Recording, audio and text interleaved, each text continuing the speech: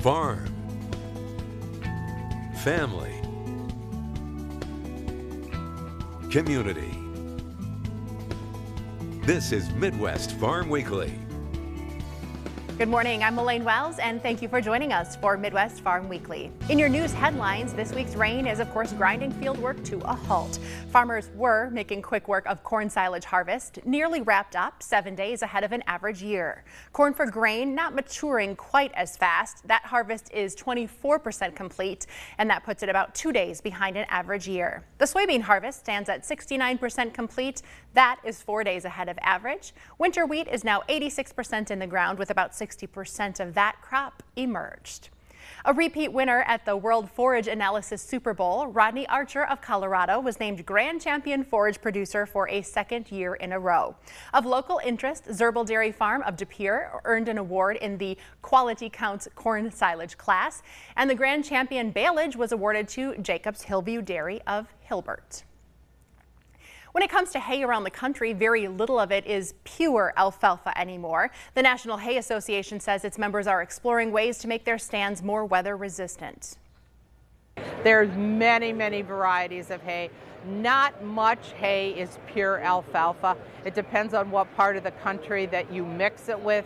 In the Northeast, there's a lot of orchard grass with it. In the Midwest, there's a lot of meadow fescue in it. But we do a lot, exporting, we do a lot of Timothy hay too. Timothy's more for horses, so a lot of Timothy goes to Japan. The seed companies are really starting to mix hay. Alfalfa is very temperamental, and if you mix some of this other hay with it, you'll have a better stand. The National Hay Association was founded in 1895 to keep the industry ethical. Horses, of course, were very important to communities at that time, and the organization was tasked with making sure that those animals had quality feed at a fair price. Despite the dry weather this summer, Wisconsin cranberry growers expect this year's crop to be above average. Students at one Central Wisconsin high school are part of the only cranberry sciences class in the whole country, and now they're sharing their knowledge with the world. Natalie Shepard takes us to school. Everybody, if I can have your attention, I'll explain what's going on here. This is Cody Miller's classroom. This yellow thing you see around these berries, that's called a boom. But instead of being the student, make sure no berries are slipping out. This Pittsville high school senior is the teacher. Empty one of these, it takes us about normally 2 hours. But answering questions from people eager to learn about the harvest at Whitetail Cranberry in Necedah. And they can flow in different gates, which are called flow gates. This tour is called Splash of Red. That sprays the berries into the box. And it's run entirely by students in Pittsville's Cranberry Sciences program. We do believe we're the only cranberry science class that's taught in our entire nation. Lindsay Meisner teaches the class. Well, my favorite part is absolutely seeing the students build their public speaking skills and just really them grow their confidence in themselves. And that's particularly true for Miller. We have it normally set at 32 degrees, I believe. He took the week off school to help with this harvest. I still got a lot to learn, but I got the basics of it. He corrals the berries, pushes them towards the berry pump, where they're then transported to a sorter and loaded onto the truck. What are some of the most frequent questions you get from people about cranberries? How deep the ditches are, how long it takes to harvest them. The Splash of Red Cranberry tours run for 6 weeks in the fall. They have 1,000 people during that time. I'm usually booking out for the next coming year tour season, so we are becoming very popular. The school students did a fantastic job. Alice Resch, very informative, came up from Germantown to take the tour, taking away some fun facts. For the interior of the cranberries to freeze takes a month. That appreciation goes far beyond Wisconsin. Last week we had some people that were all the way from Taiwan. We've had people from China, Australia. We get people from all over the world. Caden Schiller is also a senior in the class. I've been working in the cranberry field for about 5 years now. The students know the importance of the cranberry industry to the area.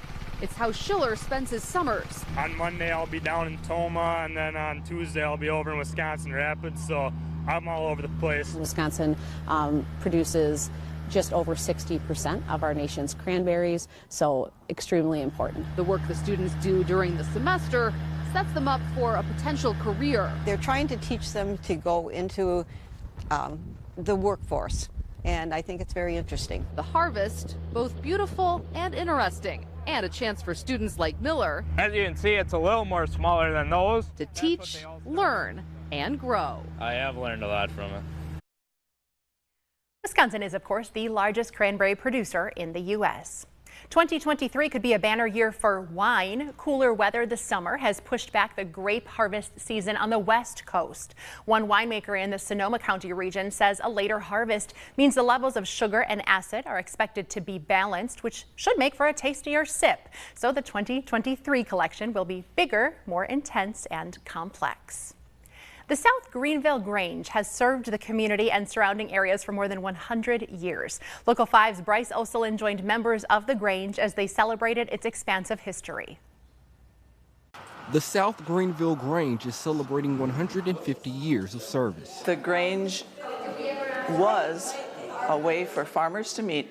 They met here when they were settling. Grange member Jean Gafford says the Grange holds a special place in her heart. I'm a 5th generation Grange member, so my ancestors were some that started the Grange originally.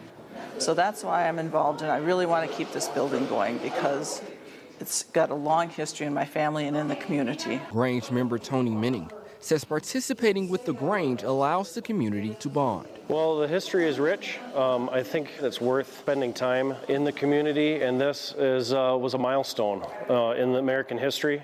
And if anything can bring us back, it might be something like this. Gafford hopes to inspire younger generations to learn more about the Grange. We really hope that they see that this is a worthwhile building and organization that we can keep going for future generations. In Greenville, Bryce Oselin, Local 5 News. Congratulations to them. The Grange told Bryce that they look forward to hosting more fundraising events in the future. Still to come on Midwest Farm Weekly, saving leftover crops from simply rotting in place. We'll take a look at a local effort to get the produce that is left behind in the field to people in need.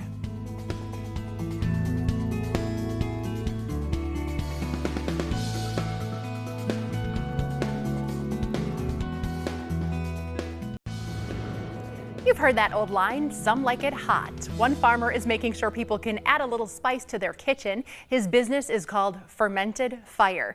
Jesse Feldberg grows all of the peppers that he turns into sauces. His part-time passion turned into a full-time profession out of necessity when he and his wife were furloughed from their jobs in 2020. Friends and family loved those tongue-tingling sauces, and now his farm market business is booming.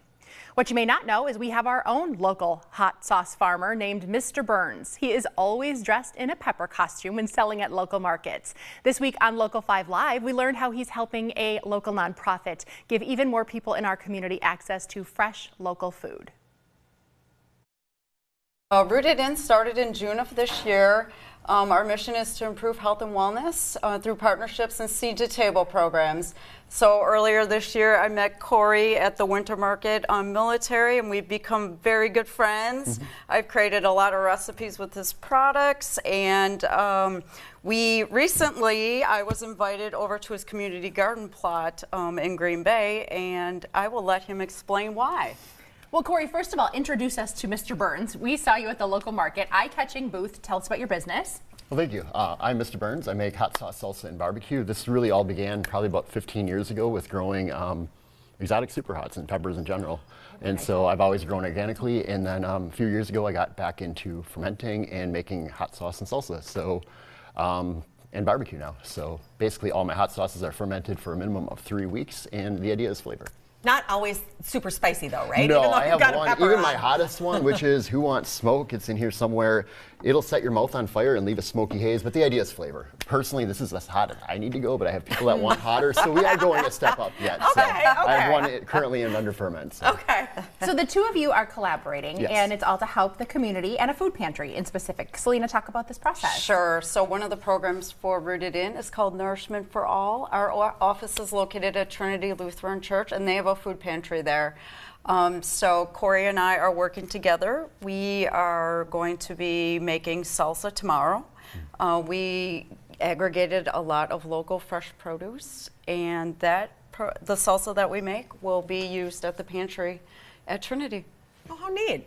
And Corey, I wanted to talk a little bit about something else that came out of this, a hot corn? Yes, so this is actually,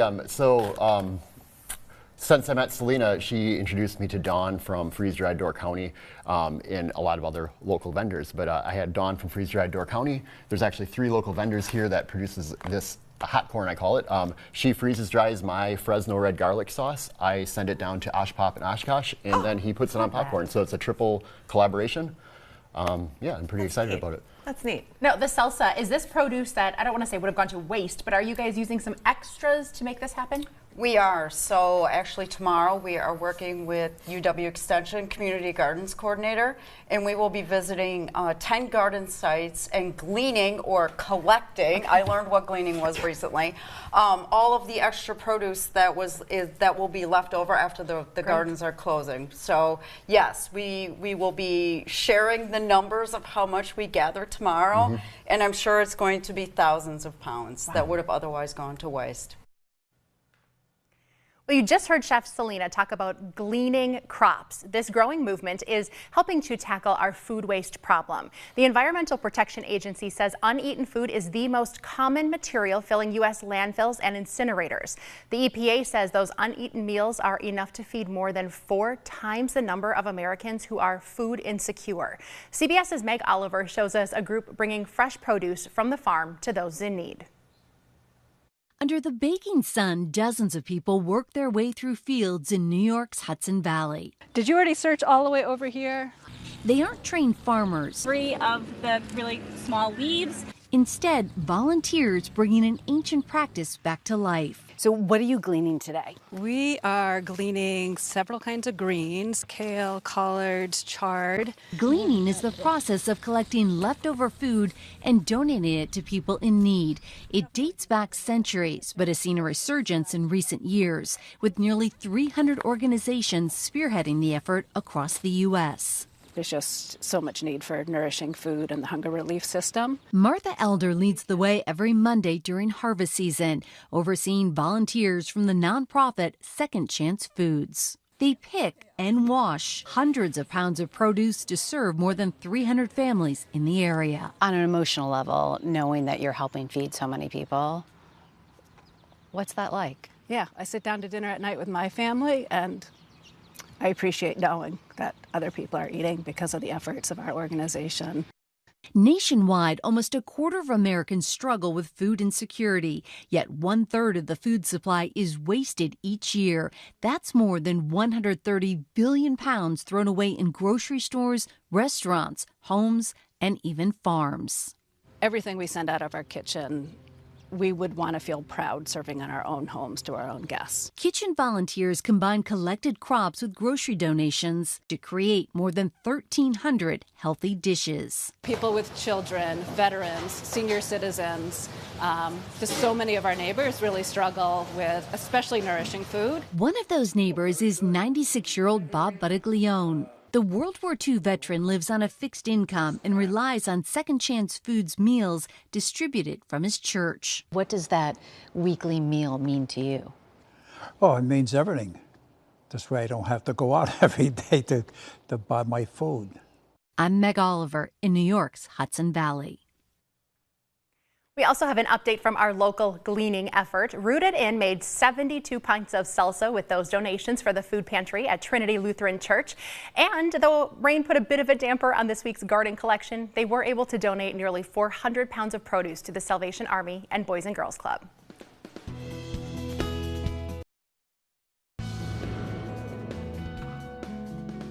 Well, Jeremy Hansen here from Fox Valley Technical College for Life on the Farm.